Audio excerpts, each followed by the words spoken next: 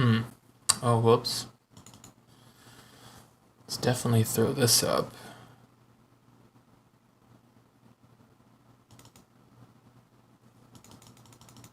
How do I... Oh, there we go. I need my noise suppression. Bang. Much better. Hello. I have a new camera perspective, including a new angle for this camera. So that's pretty interesting. I have my nice little fireplace roaring. Come in. Join me. I didn't get to finish reacting to Don't Believe the Hype about Ashes of Creation, so I want to continue watching this because I'm genuinely curious about the opinions of these two particular people. Just in terms of their thoughts on the upcoming game, but I've actually already had a comment on the first little bit that I did of a Kickstarter of this game, who themselves are disappointed in what they've seen thus far in terms of the game design and everything else. So it leaves me with very little hope for what this game is being hyped to be by everyone, to the point where it's like, am I even going to bother playing it? Probably not. If anything, I will be a late adopter after the developers potentially react to everything that they did not achieve in the game that people were expecting. I think there's going to be a huge separation between what the game is going to be and what people thought the game was going to be. So, yeah, I'm not really holding my breath. The way people are currently talking about this game makes me afraid that the genre is headed downhill, if anything. In any case, let's get into it. I'm going to enjoy my dinner while watching this. I'm also going to be eating very slowly because I received a text message describing that the wooden spoon used to stir the food broke. So I don't want to swallow wood. Splinters in my throat would not feel great. We'll do our best. This fan needs to consider repositioning because it's blowing hair in my eye. We'll work on that. In 2004, Yeah. and many players do claim that they want to return to the design philosophy of placing social interaction at the very, very top, focusing on player interaction. That's my number one priority. Solo-focused theme park style gameplay. Right. My main concern with this is the MMORPG demographic, the average player, that's now shifted to favor solo players. The MMORPG is no longer as niche as it was back then and is now... And you would argue the question, why even make an MMO at that point? Why not just make RPGs for the solo player? Because apparently that's not good enough for the solo player. A much more general gameplay genre. People are playing the MMO who would have never played EverQuest precisely because they can play it solo or it's much more casual friendly. It's a good point. I think that's true. There are a lot of people that like playing they like playing solo, and I think that's completely fine. I've never liked the idea that MMOs should not have solo content. I think that my stance has always been that solo content, like the Mage Tower, I think Mage Tower is the best example. The Mage Tower is incredibly great content, and I like having solo content in the game. Same as like the Plaguefall Slime Guy. All of those things are great, but the issue is that you also have to have group content that has more meaning and more significance than most of the solo content.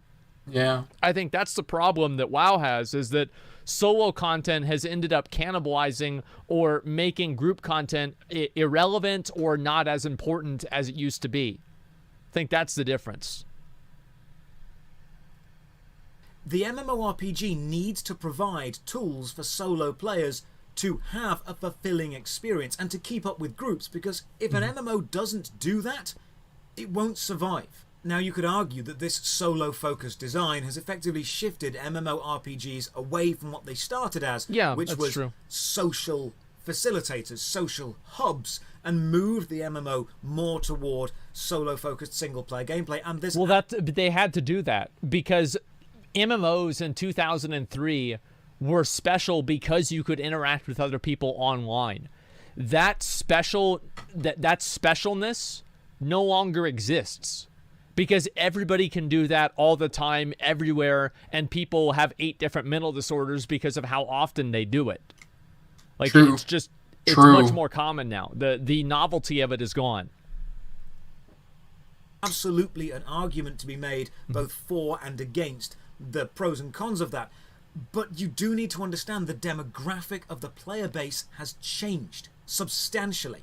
So I really hope they're able to appeal to enough people to keep an MMORPG alive. Because remember, for an MMO to succeed, you need to reach a critical mass of players, both on release and then going forward as the game continues to be updated and continues to be expanded.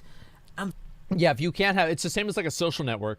Like, nobody wants to join a new social network because nobody's on it, and then nobody's on it because nobody wants to join. It's like a vicious circle. That's why games pay like streamers to play them that have like a lot of player base, because they want to get people and draw people in to create that initial player base, to have that be a draw in itself. But And that's the same reason why I'm not buying the game immediately, because I'm hearing it from all the hype beasts. This is going to be the new game, man. This is going to be the best. What you're really saying is, get on the ship with me so that if it sinks, I'll feel less bad. No thanks. But yeah, it's like playing on a dead WoW server. You can't even do half of the content, and the game, it's just depressing to play it. that becomes harder and harder and harder to do the more niche you make your gameplay. You need to appeal to as broad a possible an audience for an MMO to survive. So we've got a highly funded Kickstarter with a relatively experienced, if somewhat old school focused team behind it, with a lot of very impressive gameplay design promises being made. Let's see what the general public opinion of the project has been so far. MMORPG YouTuber The Lazy Peon has covered it extensively and referred to it as genuinely the most exciting upcoming MMORPG. That's the video that I watched, and then after that, that's whenever I got excited about the game. Is it genuine? That's what it was right there. And yeah, I think that I think that's definitely true.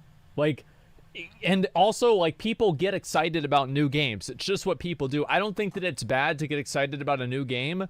The only time that it's bad is whenever that excitement clouds your mind and prevents you from being able to look at it critically and look at it rationally and think rationally. I think that's what the difference is for me.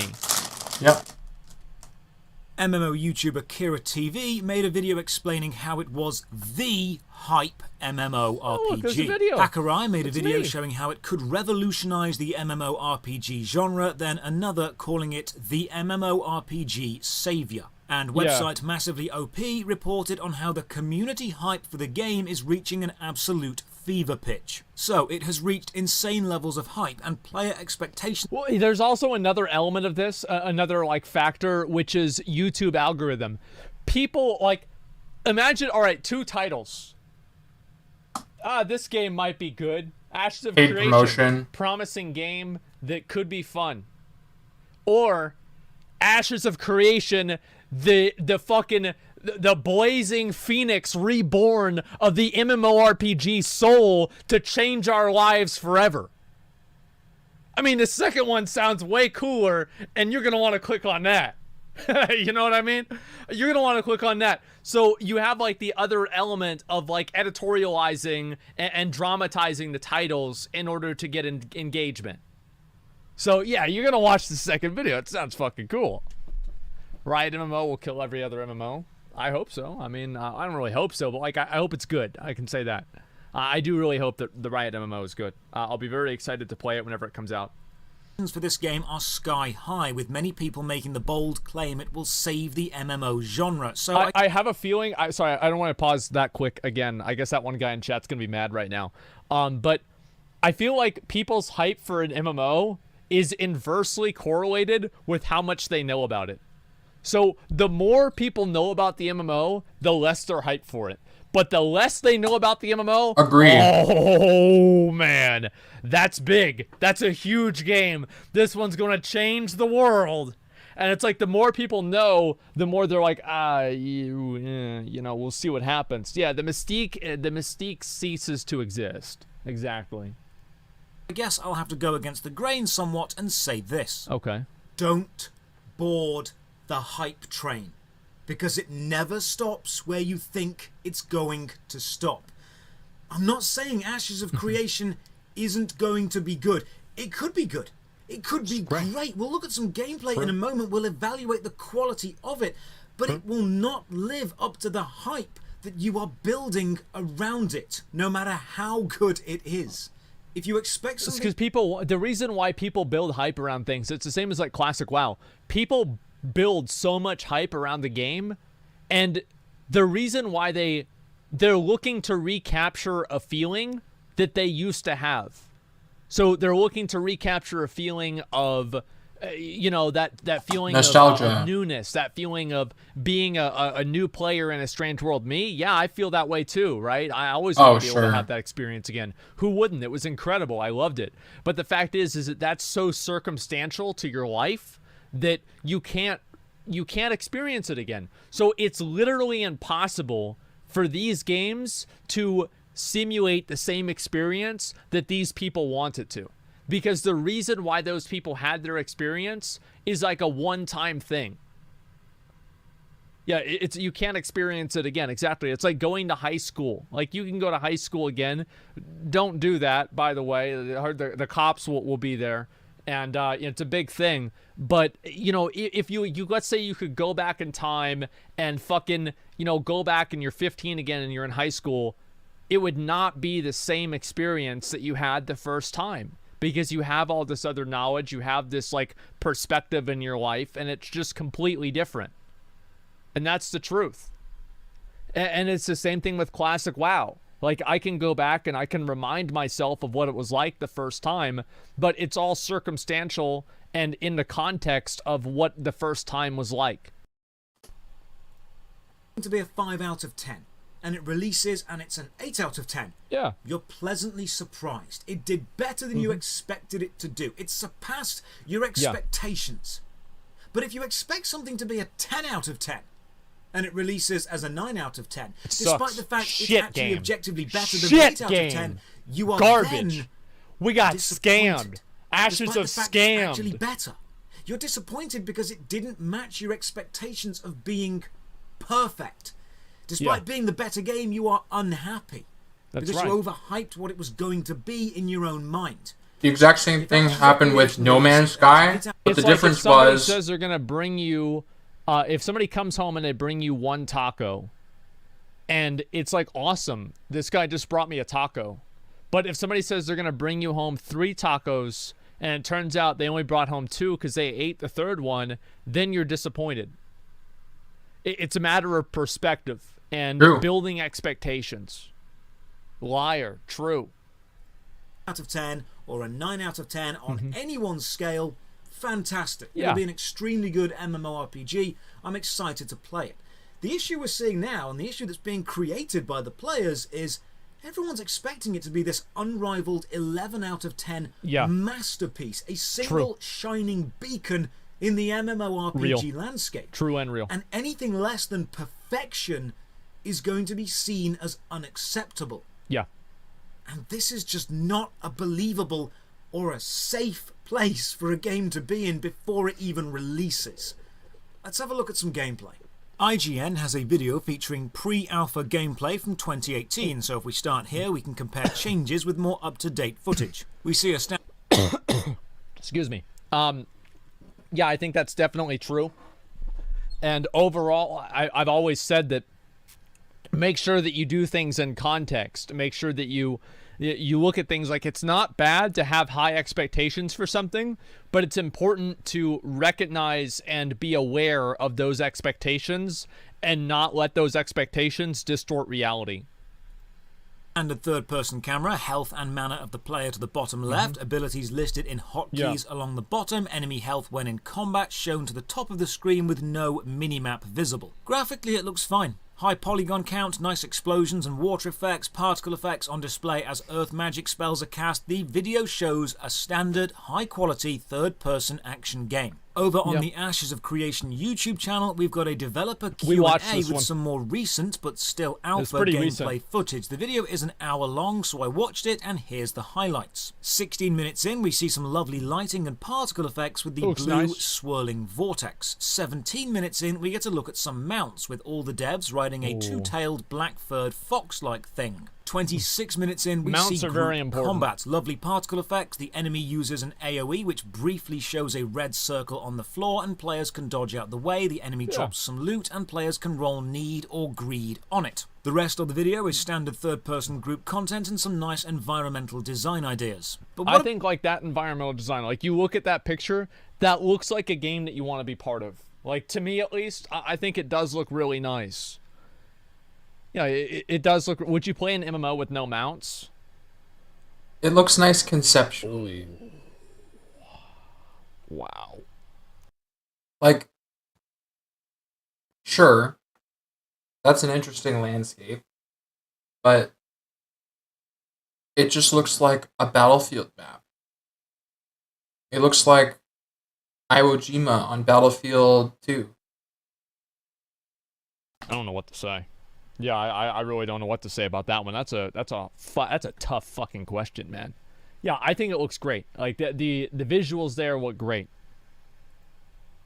About the node gameplay, the actual player-created aspect they've been heavily pushing, the main old-school design focus, actions and consequences, because the gameplay shown is good, but nothing groundbreaking. Where is this player-controlled node system they've been relying on so heavily? While searching the official Ashes of Creation YouTube channel, the last mention of nodes I can find, specifically nodes, is 2 years ago. So I checked the Ashes of Creation subreddit, and before I could even search for the word node, I see these two threads, one explaining how the game is still years away from a full release, and one begging people not to pre-order because you know how bad pre-orders can go. Searching for node on the... I don't like the idea of pre-orders. I think pre-orders are antiquated, they should not exist anymore, and they should have died in 2010 where they belong.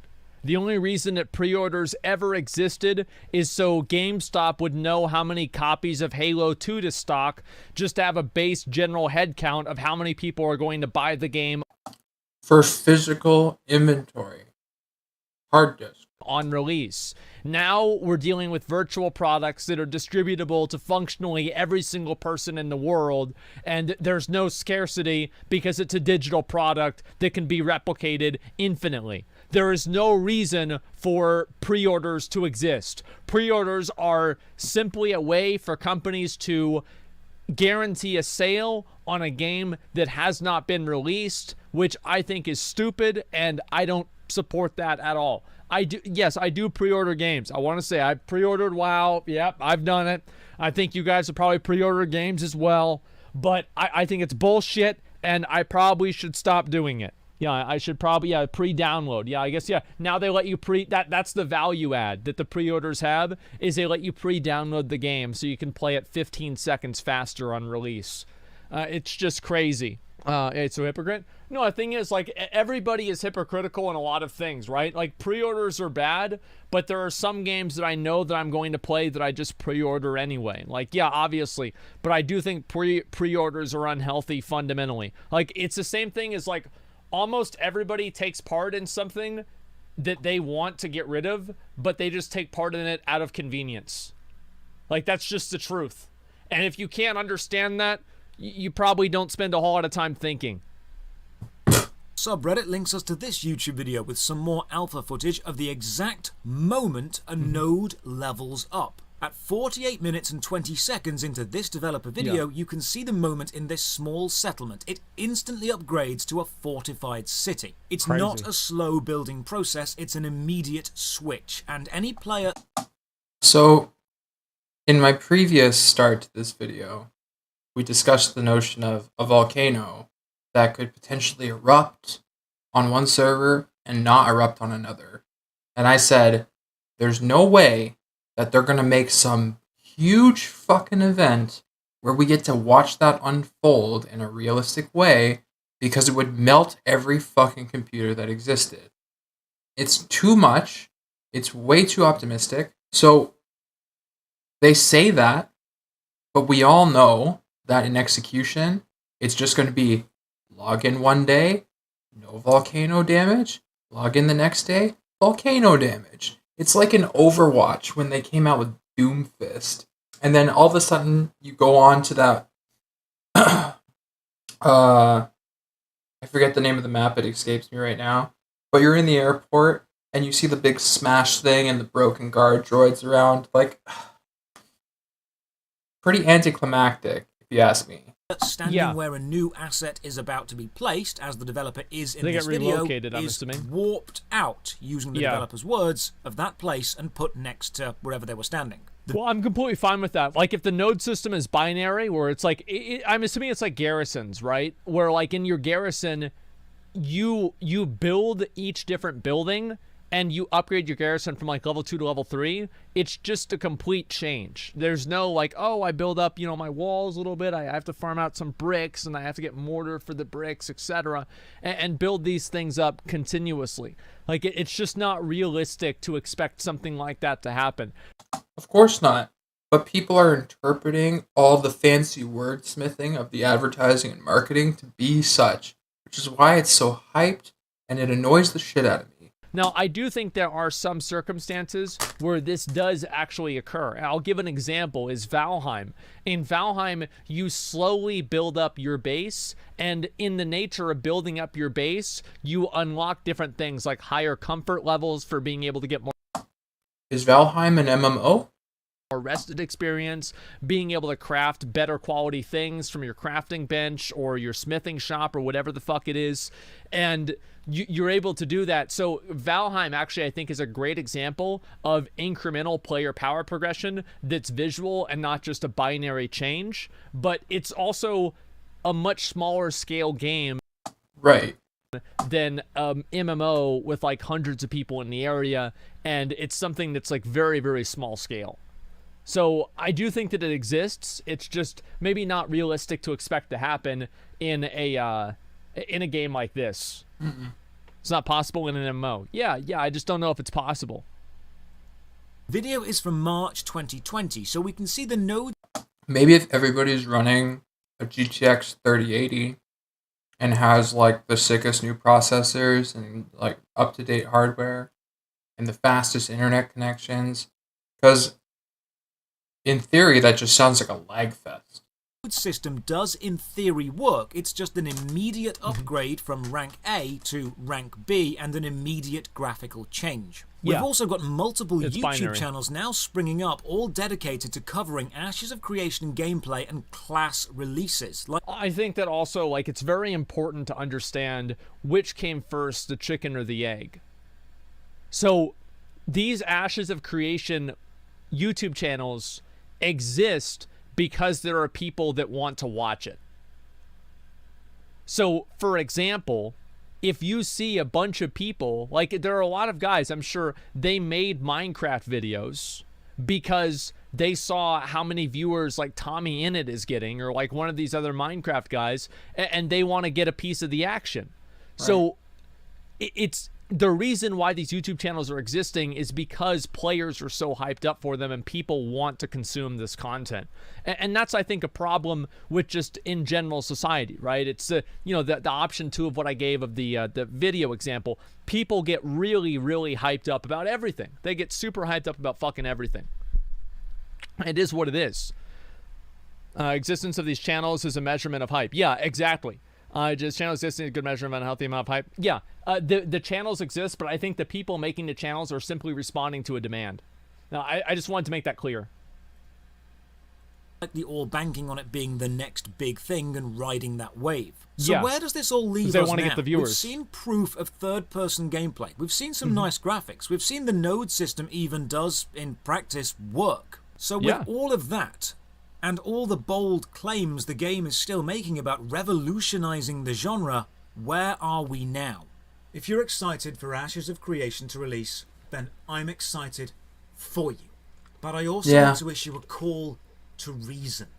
I am excited about the game. I'll say this right now. I am 100% excited about Ashes of Creation. I am not going to deny that. I am very excited. I'm excited that the industry is trying to innovate and come up with something new. But I am extremely hesitant on the execution by this particular company. About this game. I want to play a new game, and it doesn't matter to me even if the game is a little bit scuffed. I don't give a fuck. I just want to play a good new game. That's all it comes down to. I have wanted to have a new MMO. Like, New World came out, and I had some of the best times that I've had in a long time playing New World.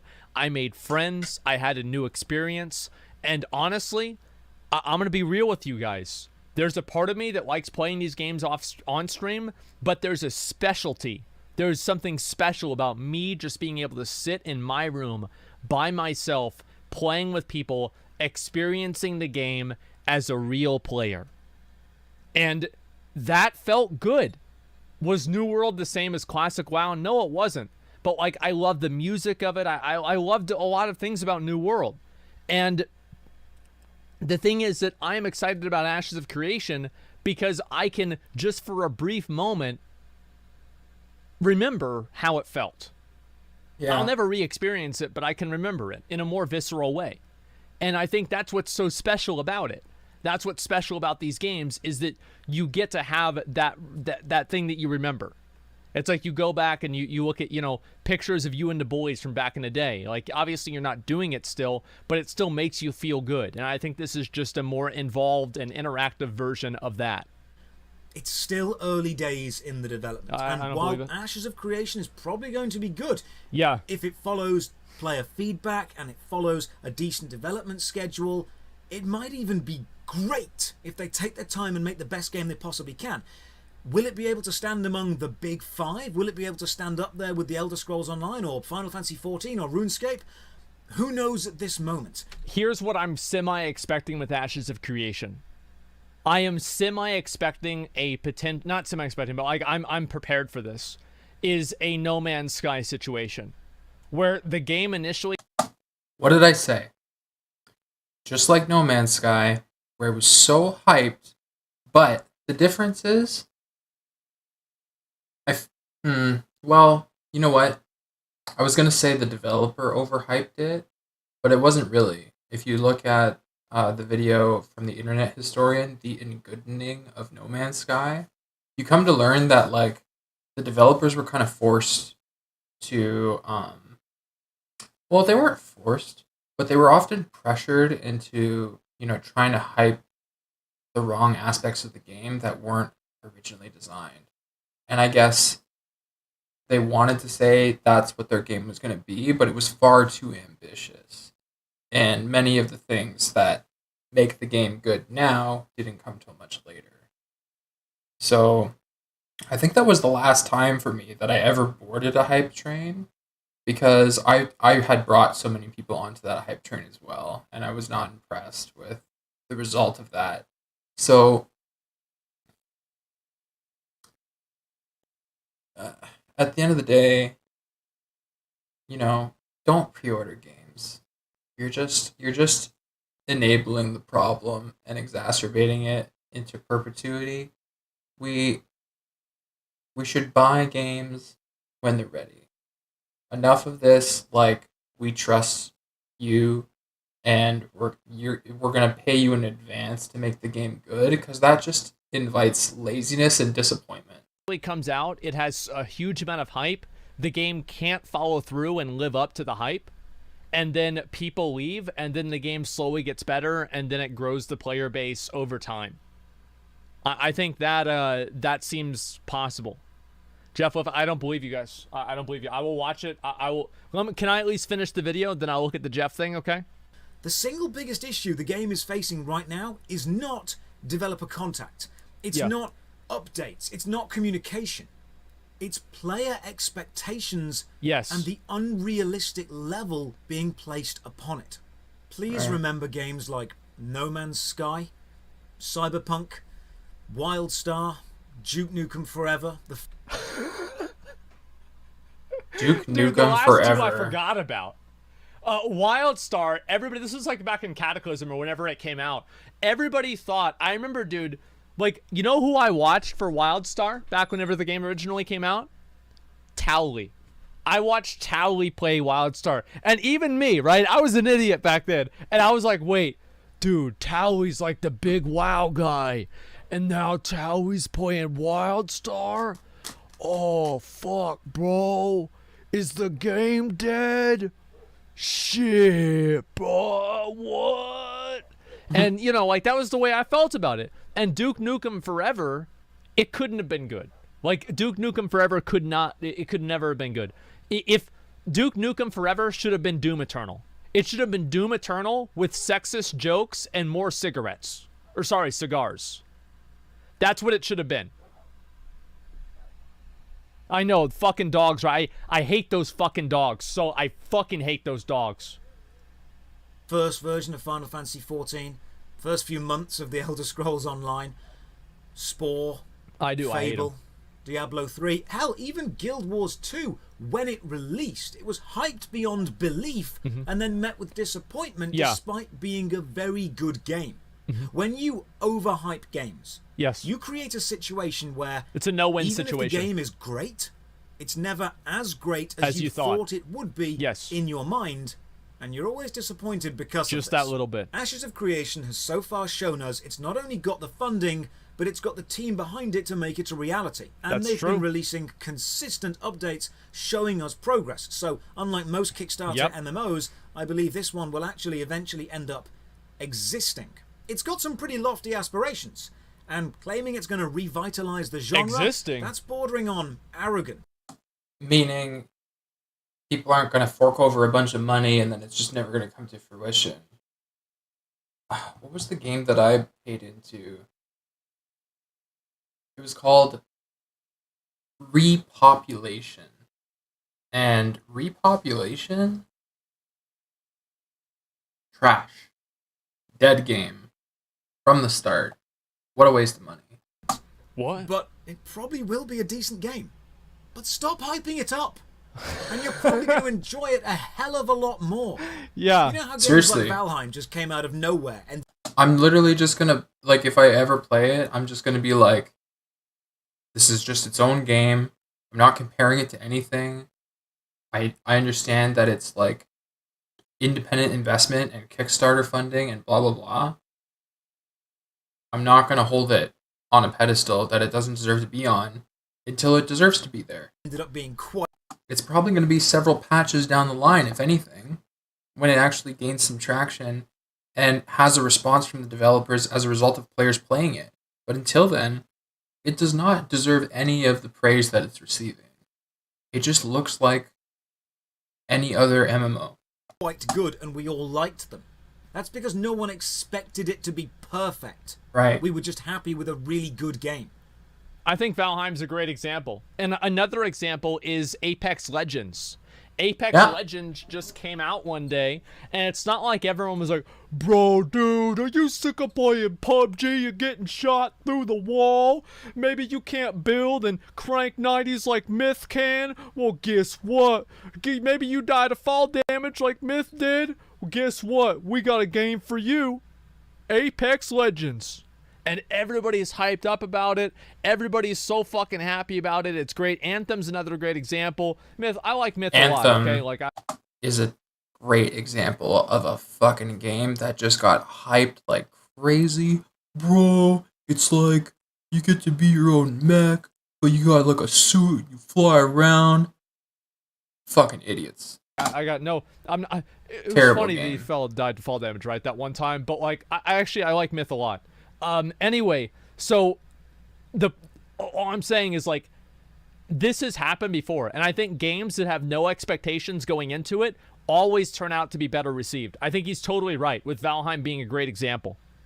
And Apex Legends is another great example too.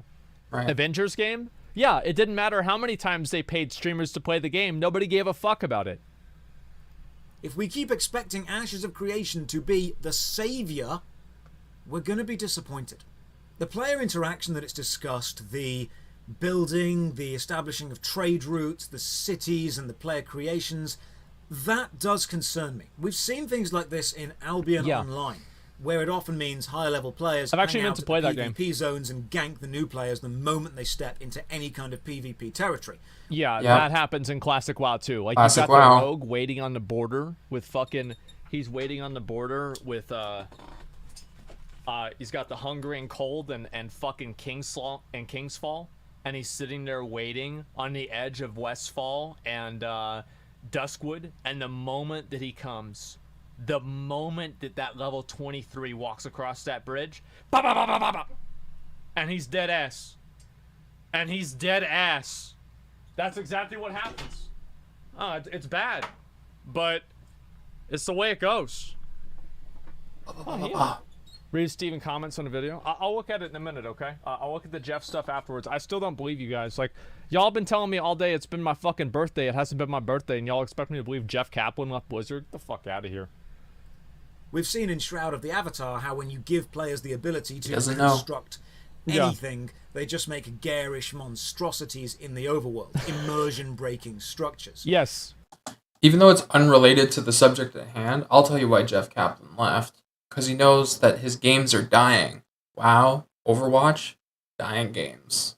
And honestly, big nothing wooden I've seen dick from the pre-alpha or the alpha footage is world-changing. It's good. We've got good. third-person Yeah, it's action camera, action combat, hotkey abilities. We've got nice graphics, a good node system. They've shown it works, but nothing has shown me they'll reinvent the wheel. No, and nobody wants them to reinvent the wheel, and I think Steven knows that.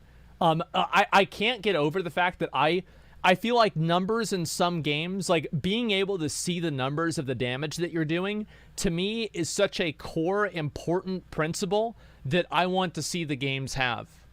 Of course. Yeah, I want to see the games have. And like, I'll give you some examples. I think New World did great with numbers. I think original Classic WoW did great with numbers. I think that Valheim does really great with numbers. I like the Valheim numbers as well. And Dark Souls does decent with numbers. I want to see big numbers that make me feel like I have a big dick. And if the numbers on the screen don't make you feel like your dick is longer than it actually is, then they're not that good. Right. And I do think Ash the Creation could definitely work on having better numbers and like better pop-ups. And for those who argue that numbers break immersion, obviously there would be a visual option to turn them off. We're not talking about that. You guys meme on me for this, but I'm not wrong. No, it's true. I want to feel big and powerful in-game. What they have so far is a very solid game that sits nicely within the MMORPG framework and will absolutely find a hardcore of players when it releases. They've got a very high quality product, right? But they're not revolutionizing the genre. And to think that they're going to on release is setting yourself up for a disappointment. Yeah. I'm not saying don't look forward to it. I want you to be excited for things. Hell, I'm excited for it. I'm saying approach it with grounded optimism. With a healthy skepticism toward any claim that is made. Admire it for being ambitious. Well, this is something that you could apply to everything in real life. Absolutely. Like, there are some people who just, bro, they get so fucking, like, they hear something and they want, I think here's what it is. People want to believe it. And because they want to believe it, they can fucking do as many mental gymnastics, double flips, back flips, contortions that they need in order to rationalize why what they want to happen is what's going to happen. Right. That's ultimately what it comes down to. And the premise of Josh's video is literally calm your tits and just be rational. Because humans are completely irrational most of the time and go crazy in overhyped situations that require no hype whatsoever. They're going to do whatever they can to make sense out of that. I mean, you have like kind of like minor examples like this, and you have macro examples like religion. I would say I don't want to sort of chat war here, but I think there are many people who believe religion because they want to. Of course. It's because they want to. That's a big can of worms, though.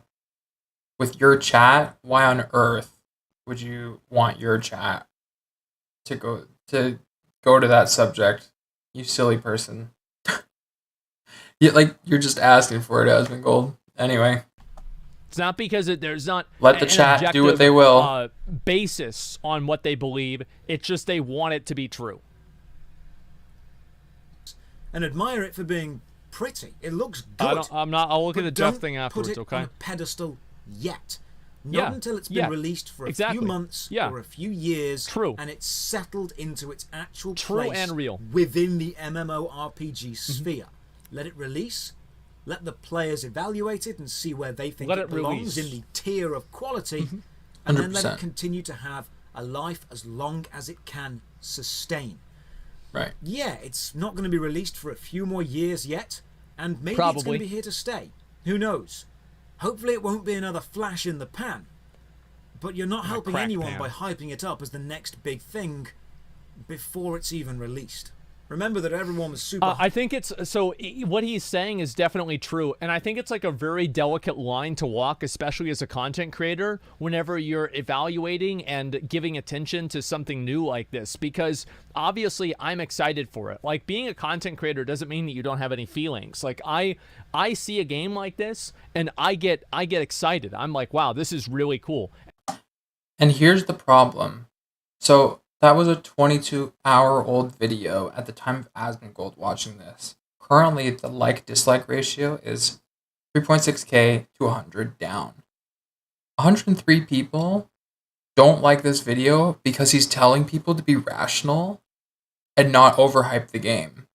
But they can't push past what their brain is telling them, that this is going to be the best game ever. No, you're stupid.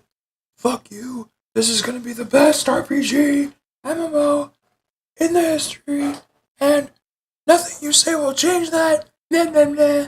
Now, original video. Where is it? You always link the original video. Ashes 6K, 228. Seems like almost a perfect ratio. There's always that small percentage of people that are like, no, you're wrong, and I'm right, because I want to be right.